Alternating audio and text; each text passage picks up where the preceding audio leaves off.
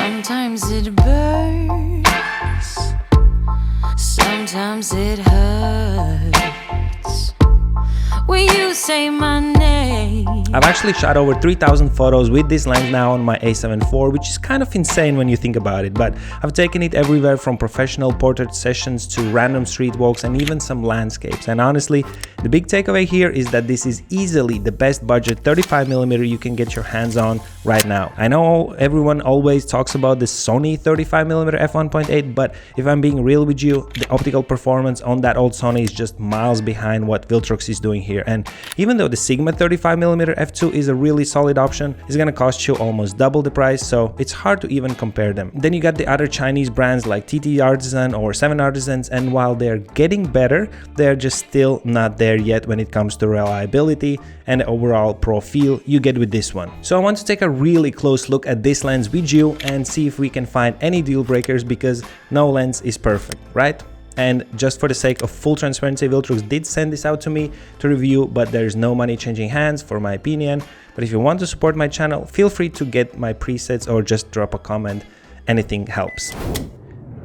Now, if you haven't been following the news lately, Viltrox actually has 3 of these EVO lenses now. So you got the 85mm that I've already talked about on this channel, and then they just dropped this 35mm alongside a brand new 55mm f1.8.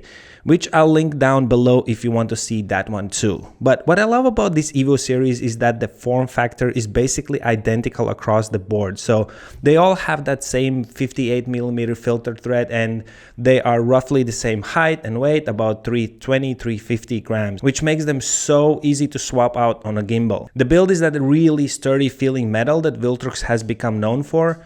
And they've seriously perfected the rings and switches on this thing, because the focus ring is buttery smooth and the aperture ring has a really satisfying click, though you can put it in auto or declick if you're doing a video work.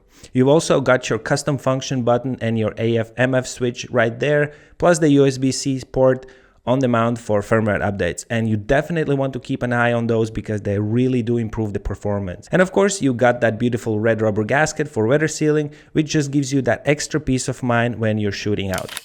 But let's get into the good stuff, because while you're looking at these images, the most important thing I have to tell you is that this 35mm is an APO design, which stands for apochromatic. Now that sounds like a bunch of marketing talk, but basically it means the optics are highly corrected to basically eliminate that annoying color fringing and chromatic aberration, while boosting the sharpness to a level that's kind of ridiculous for a budget lens like this. And honestly, it blows my mind that Viltrox would even put this kind of specialized low dispersion glass in this lineup, but they did it, and you can see it in the results, because I was shooting in the middle of the night in direct sunlight against the harsh edges, and it just handled everything like a champ.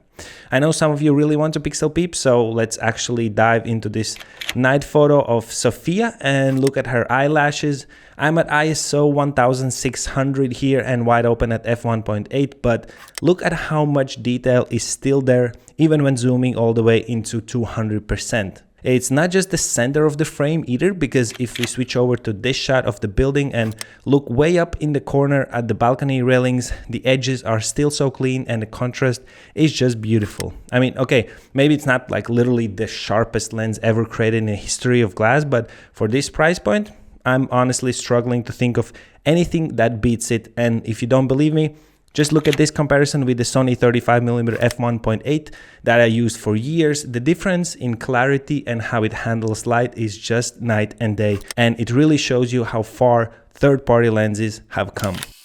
In the hand, the lens just feels right, and I think it's such an amazing choice for street photography or travel, just because it's so tiny and light, and I honestly can't believe how much tech they've packed into a body this small. It will look and feel perfect on one of those A7C cameras, and it's just one of those lenses you can throw in your bag and forget it. It's still there until you need it for a professional shoot. And yeah, you can definitely use this for real work. I did plenty of pro sessions with it and never felt like it was holding me back, even though it's only an f1.8 lens. But none of that matters if the autofocus isn't up to a scratch. So let's talk about that. Now, if you've been around the channel for a while, you probably know that I'm usually not a fan of STM motors, and that's exactly what these EVO lenses are using. But I have to admit, I'm extremely surprised by how well Viltrox has tuned these.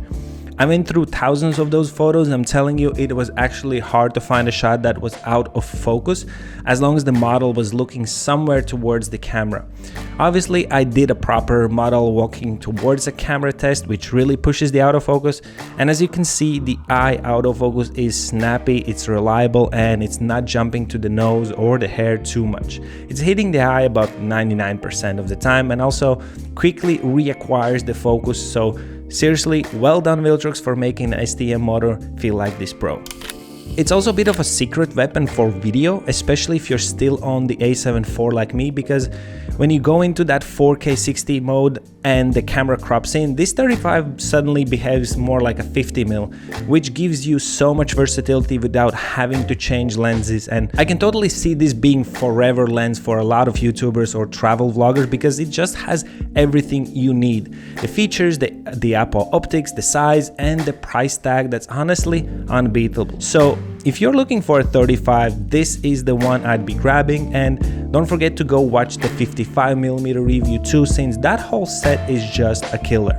Thanks for hanging out with me today, and I'll see you guys in the next one.